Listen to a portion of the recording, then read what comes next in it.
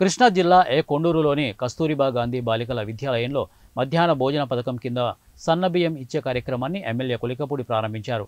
చంద్రబాబు నాయకత్వంలో విద్యాశాఖ మంత్రి లోకేష్ ఆదేశాలతో కార్పొరేట్ పాఠశాలలకు ధీటుగా ప్రభుత్వ పాఠశాలలు రూపుదిద్దుకుంటున్నాయని, అలాగే ప్రభుత్వ పాఠశాలల్లో ఉన్నత ప్రమాణాలతో కూడిన విద్యను అందిస్తున్నారని ఎమ్మెల్యే కొలికపూడి శ్రీనివాసరావు అన్నారు.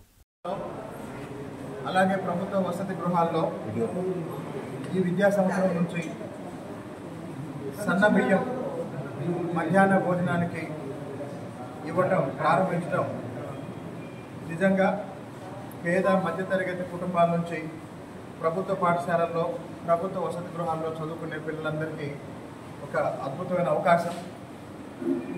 ఇంతకుముందు దొడ్డు బియ్యం వల్ల కొన్నిసార్లు ఇబ్బంది అయ్యి కడుపు నొప్పి అట్లాంటి సమస్యలు వచ్చేవి.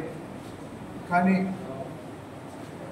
ప్రైవేటు పాఠశాలలకు ధీటుగా సౌకర్యాలను కల్పించే లక్ష్యంతో గౌరవనీయులు ముఖ్యమంత్రి చంద్రబాబు నాయుడు గారి ఆదేశాలతో గౌరవనీయులు విద్యాశాఖ మంత్రి లోకేష్ గారి స్వయ పర్యవేక్షణలో ఈ కార్యక్రమాలన్నీ జరగటం పాఠశాల విద్యా ప్రమాణాలు పెరగడానికి ఎంతగానో దోహదం చేస్తుంది.